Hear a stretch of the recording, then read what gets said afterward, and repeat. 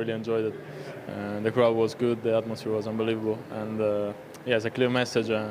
We have to think step by step because, of course, Tuesday we have a massive game, and we are focusing on this game. We're fighting for everything at this moment, and of course, it's like the end of the season. I think it's the most important part of the season, so we have to be ready. There's no tiredness at the moment. And what we saw from Gyökeres, certainly in the first 45 minutes, was his best half of football. You know, he got 2 goals, but it wasn't just his 2 goals, it was his hold-up play, because he was up against 2 formidable opponents, Anderson and Calvin Bassey, strong, physical, but he was too much for them. And that's going to give him a lot of confidence as well, because although it's been an up-and-down season, lots of question marks, the numbers are still pretty good for him. You know, he scored a lot of goals in his debut season. Reminded me like of a Haaland today. You know, he went up against Anderson. I said it would be a battle, and he won 3 kicks. And the prime example for me was the Saka goal, the second goal. What he does there just shows the confidence he was playing with. And I just thought the players trusted him a lot more. They were passing it into him, and he felt more confident. So, as I said before, in his wildest dreams, Arteta couldn't have wished for anything better today. How much was he helped by the performance of Bukayo Saka as well? Because the conversation around Gyökeres at times has been, well, maybe the goals, the big important goals aren't coming because he's not getting the service that he might want. Yeah, he's top quality player, Saka. I know he ain't put up the figures, the numbers this season, what people say. He gets doubled up, and I said this before the show. But he's a big game player. He gets on the ball, and there when he isolates Jimenez, you know, he knows what to do, and he's on his weaker foot, and he plays a great pass.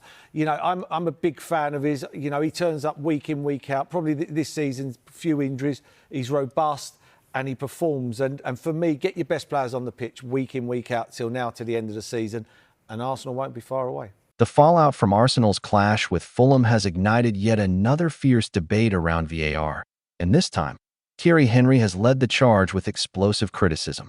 The Arsenal legend did not mince words after Riccardo Calafiori saw what appeared to be a perfectly legitimate onside goal ruled out following a controversial VAR intervention.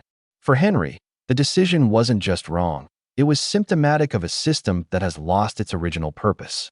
Speaking with visible frustration, Henry argued that VAR was introduced to eliminate clear and obvious errors, not to dissect moments down to millimeters that even slow-motion replays struggle to confirm. In his view, the technology is now overreaching, stripping the game of its spontaneity and emotional core.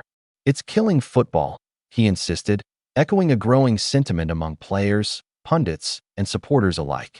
The incident has only added to mounting tensions at Arsenal, where manager Mikel Arteta and his squad have repeatedly found themselves on the wrong side of contentious officiating calls. Against Fulham, what should have been a moment of celebration turned into disbelief, as VAR's decision left players stunned and fans furious. Across the football world, reactions have been sharply divided. Some defend VAR as a necessary tool for fairness, insisting that precision, even at the finest margins, is essential in a sport where outcomes can hinge on a single moment. Others, like Henry, argue that the game is being suffocated by overanalysis, where the human element is being erased in favor of clinical and often confusing rulings. Supporters have taken to social media in droves, branding the decision a robbery and demanding greater accountability from officials.